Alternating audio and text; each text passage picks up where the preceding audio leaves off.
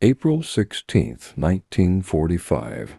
Before dawn, the earth east of Berlin begins to shake. You are Lieutenant Gerhard Bolt, General Staff Officer, Wehrmacht stationed in the heart of the Reich, assigned as a liaison inside Berlin's collapsing defense network. From the reinforced concrete of the city, you hear what maps have warned for weeks. The Red Army has opened the Battle of Berlin. Artillery rolls like unbroken thunder. Soviet guns, tens of thousands of them, fire from the Silo Heights, tearing open the final defensive line east of the capital. Reports arrive in fragments. Heinrich's army group, Vistula, is breaking. Units are falling back without orders. Fuel is gone. Ammunition is rationed to handfuls of rounds.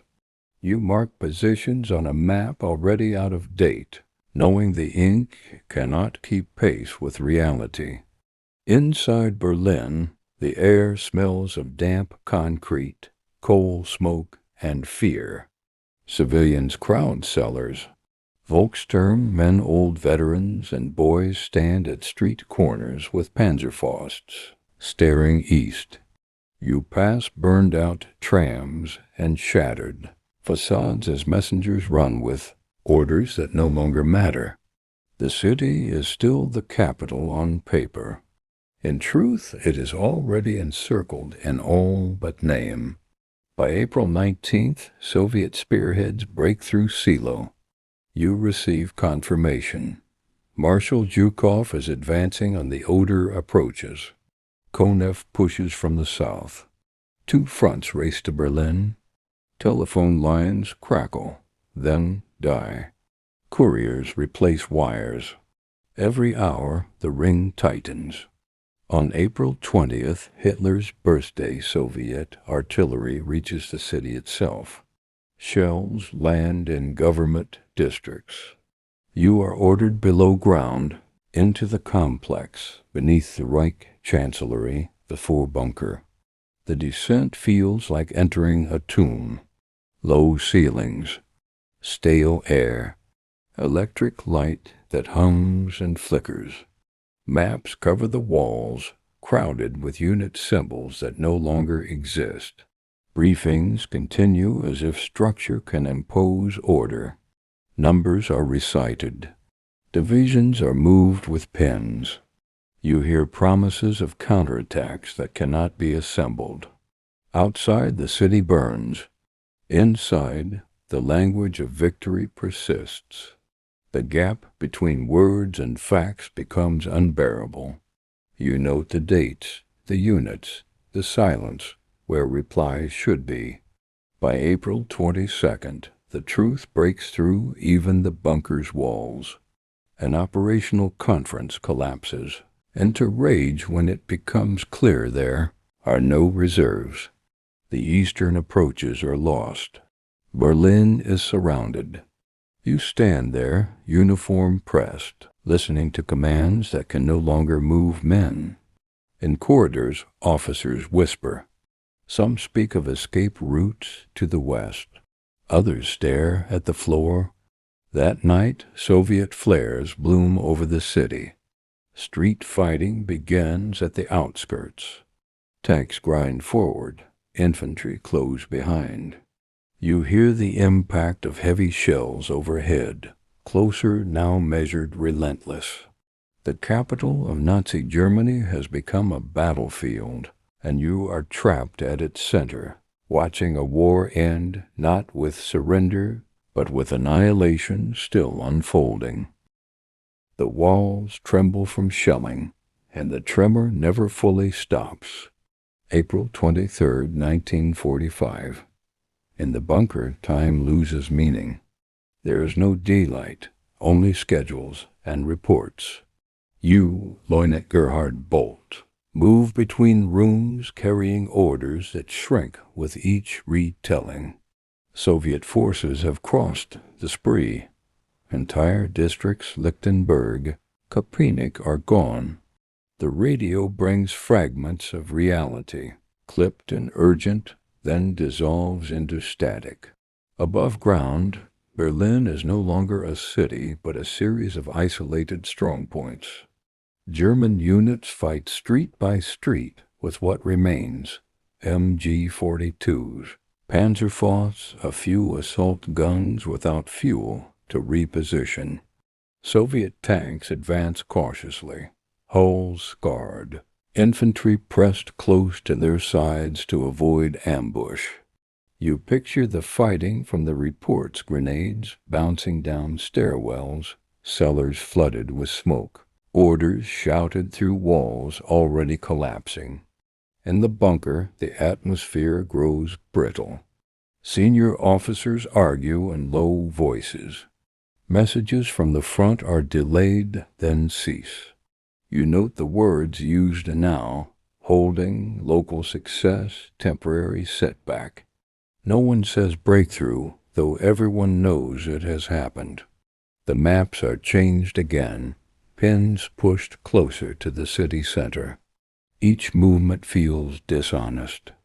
On April 24th, confirmation arrives that Berlin is fully encircled. Army Group Vistula no longer exists as an effective force. You watch as a relief attempt is discussed: the Steiner counterattack, and immediately understand it is fiction. Units named on the map have no men, no tanks, no cohesion. When the report fails to materialize, the silence is louder than any explosion outside. Soviet artillery now fires from multiple directions. The sound is different, closer, sharper. Dust drifts from the ceiling with every impact. The bunker's ventilation hums continuously, pushing stale air through narrow shafts. Cigarette smoke hangs heavy. Faces are pale, eyes rimmed with exhaustion. No one removes their uniform anymore. Occasionally you are sent above ground. The journey is brief but searing. Streets you walked weeks ago are unrecognizable. Buildings stand open like broken teeth. Civilians emerge from cellars carrying white cloth, only to retreat as firing resumes. The crack of rifles echoes between walls. You hurry back underground, carrying images that will not leave you. April 25th. Soviet troops link up at Ketzen, west of Berlin. The encirclement is complete. You hear the word Endkampf whispered without conviction. In the bunker, decisions narrow to survival and symbolism. Some discuss breakout routes. Others speak of staying to the end. You say little. Your role is to observe, to record, to relay orders that lead nowhere. That night, the shelling intensifies. The bunker lights flicker. A distant blast knocks dust into your hair. Somewhere above, another street disappears. Berlin is being reduced methodically, block by block, and you are counting hours, not days, knowing that the center cannot hold much longer. The center cannot hold much longer. April 26, 1945. In the bunker, the sense of enclosure deepens. Soviet troops have pushed into Charlottenburg and Mobit. Bridges fall one by one. Reports confirm Reichstag approaches are under fire. You, Lieutenant Gerhard Bolt, sit through another briefing where distances are measured in streets, not kilometers. Each block lost is recorded with bureaucratic precision, as if accuracy can slow the advance. Orders circulate to hold key symbols, ministries, stations, government buildings, long after their tactical value is gone. German defenders fight from rubble and cellars, improvising barricades from streetcars and stone. Ammunition is scavenged from the fallen. The Volkssturm remains where regular units dissolve, clinging to corners and doorways, waiting for tanks they cannot stop. Above ground, you witness Soviet methods up close. Artillery smashes a building, infantry rushes forward, tanks follow cautiously. Flamethrowers clear resistance from basements. Snipers fire from upper floors until the structure collapses beneath them. The tempo is relentless, learned from years of urban combat. Berlin's defenders are exhausted, fragmented, and outnumbered. Back below ground, food is rationed tightly. Water drips from pipes struck by concussion. Sleep comes in fragments. The air tastes of oil and damp concrete. Conversations narrow to essentials. Rumors circulate about the Western Allies at the Elbe, about negotiations that will never occur. No one says the word surrender. On April 27th, communications with outer districts end almost entirely. The last organized defense lines fracture. The U-band tunnels become routes for movement and ambush, then graves when explosions collapse sections without warning. You receive casualty figures that stop making sense. Numbers are repeated because there is nothing else to report. A conference late that day reveals the truth more openly. The remaining units in central Berlin amount to scattered battalions at best. Heavy weapons are nearly gone. Fuel is non-existent. Requests for air support go unanswered. The Luftwaffe has vanished from the sky. Outside, Soviet flags appear on municipal buildings you once passed daily. You are sent again toward the surface. Near the Tiergarten, shellfire rips through trees, turning the park into a wasteland of splintered trunks and craters. Soviet troops advance across open ground, indifferent to cover, momentum on their side. German fire delays them minutes, not hours. You retreat underground as quickly as you came. That evening, the bunker is struck by a near miss. Lights go out briefly.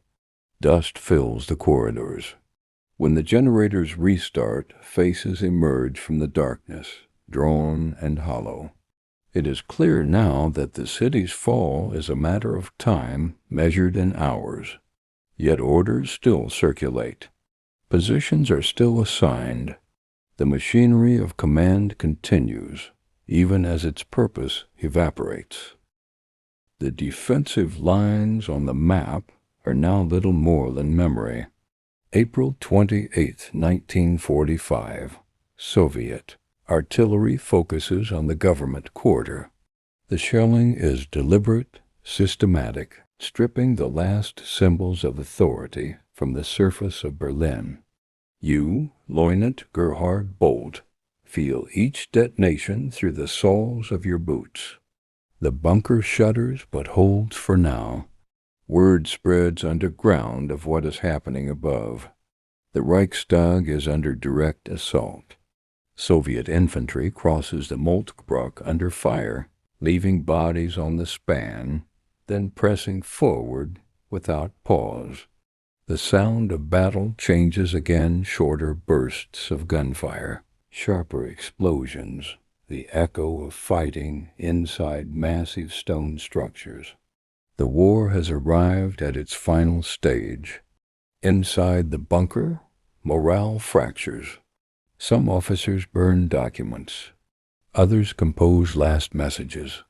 The corridors fill with the quiet scrape of boots, the rustle of paper, the smell of sweat and oil. You move between rooms, recording orders that no longer pretend to alter the outcome. The language shifts from control to inevitability. On April 29th, shortly after midnight, news arrives of events beyond Berlin, the collapse of the Reich's remaining allies, the closing of the Western Front. None of it brings relief. There will be no rescue from the West. The city is alone. Above ground, Soviet shells hammer the government district relentlessly, collapsing ceilings and igniting fires that burn unchecked. You are ordered once more to the surface, toward the Wilhelmstrasse. The destruction is total. Government buildings are gutted, facades torn away to reveal empty rooms. German defenders fire from windows already shattered, only to be silenced by tank rounds moments later. The advance is unstoppable. You retreat underground with ringing ears and dust-caked uniform. Back in the bunker, exhaustion gives way to numbness. Sleep is impossible. The air grows foul as ventilation struggles to keep up. Conversations turn short, transactional. By now, escape routes are openly discussed through sewer lines. In small groups toward the west, decisions are delayed, then forced, then reconsidered. Late on April 29th, the bunker shakes violently. A heavy shell detonates nearby, plunging sections into darkness. Emergency lights flicker on. For several minutes, no one speaks.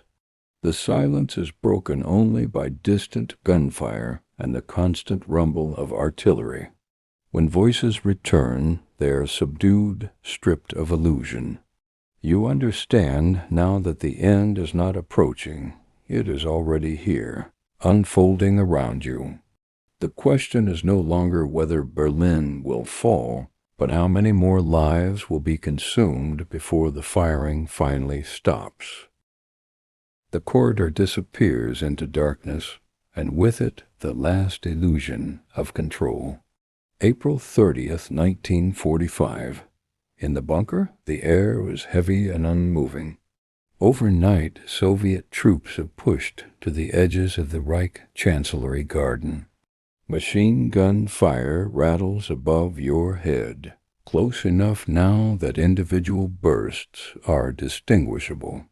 You, Leutnant Gerhard Bolt, move quietly, as if volume itself might draw the war closer. Briefings are reduced to confirmations of loss. The Reichstag is contested room by room. Red Army assault groups advance with ruthless efficiency grenades.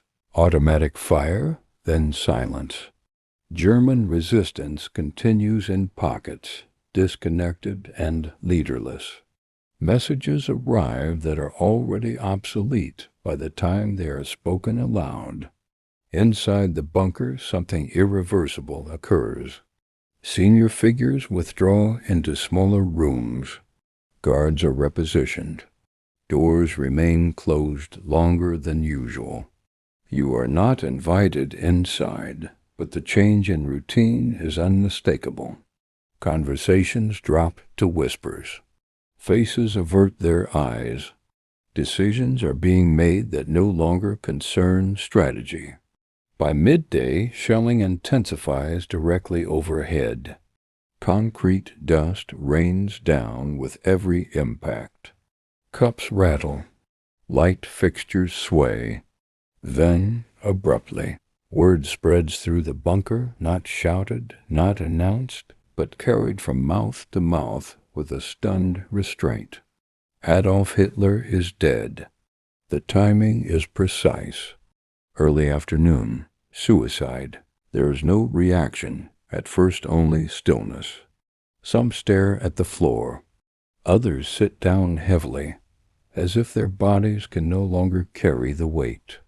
The war has not stopped. The Soviets do not pause, but something central has vanished, leaving behind only momentum and ruin. Orders resume in altered form.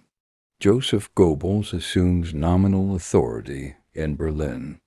Instructions are issued to continue resistance, to hold positions that exist only on paper. You hear the words, record them, and understand their emptiness. Outside, Soviet forces are meters away. Tanks fire at point blank, range into ruins that respond with small arms. Fire and then fall silent. That evening you are sent briefly to the surface once more. The Chancellery Garden is unrecognizable, a churned expanse of craters, shattered trees, overturned vehicles. Smoke lies low over the ground. Soviet soldiers move cautiously among the debris, weapons raised, calling to one another. German fire comes sporadically, then fades. Back below ground, preparations for a breakout begin in earnest. Routes are discussed through sewers and side streets. Groups are formed, then reformed. Maps are marked with pencil lines that smudge in shaking hands. No one believes success is likely. The objective is simply to avoid capture in the final collapse. As night falls, the bunker settles into a strange calm. Above, the battle continues unabated. Below, the Reich has effectively ended, even as its last defenders wait in the dark, listening to the sounds of a city being taken piece by piece. Artillery flashes pulse on the horizon, and the night offers no concealment. It is now May 1st, 1945. The bunker feels smaller than ever. With Hitler dead, authority fractures completely. Orders conflict, then overlap, then dissolve into individual decisions. You, Lieutenant Gerhard Bolt, stand over a final set of maps creases worn smooth, while Soviet fire creeps closer with measured certainty. Above ground, the Reichstag is effectively lost. Red Army units hold most of the structure, fighting isolated defenders in smoke-filled corridors. The sounds echo underground. Bursts of automatic fire, shattering blasts, shouted commands in Russian. Each minute confirms what everyone already knows: Berlin's defense has collapsed into fragments, acting without coordination or purpose. Inside the bunker, Joseph Goebbels issues final proclamations, but they carry no force. The radio still broadcasts defiance into an empty ether. Couriers no longer arrive. Telephone lines are dead. The only movement is internal. Men gathering equipment, checking pistols, adjusting belts. The breakout plan solidifies not as a strategy, but as an act of desperation. Near midnight, groups assemble quietly. Small columns, lightly armed, ordered to move west in the hope no more than that of reaching American lines. You are assigned to one of them. The route will run through shattered streets, sewer access points, and whatever darkness remains between Soviet patrols. No timetable. No support. Only speed and silence. You leave the bunker shortly after. Midnight. The air outside is thick with smoke and ash. Fires burn uncontrolled, casting unstable light across ruins. The Wilhelmstrasse is barely recognizable. Bodies lie where they fell, some German, some Soviet, indistinguishable in the debris. The ground is uneven, treacherous, every shadow a possible ambush. Movement is slow, deliberate. You advance from cover to cover, listening. Somewhere nearby, Soviet soldiers shout orders. A flare rises suddenly, bleaching the night in harsh white light. You freeze. For seconds that feel endless, the city holds its breath. Then the light fades and you move again. Gunfire erupts several streets away, short, violent. Someone has been discovered. The sound draws fire, then silence. You do not look back. There is no time and no aid to give. The group thins as men peel off or vanish into the dark. The plan dissolves into individual survival. By dawn, Berlin is nearly silent, not peaceful, but subdued. Soviet units sweep methodically through remaining pockets. Flags rise over ruins. Somewhere behind you, the bunker still exists, buried and irrelevant. Ahead, uncertainty stretches without promise. You reach the edge of another shattered block and pause, heart pounding, listening for voices that might mean capture or freedom. The war inside Berlin is ending, but for you, it is not yet over. You step forward into the rubble, knowing that the next moment will decide whether you survive the fall of Nazi Germany or disappear with it.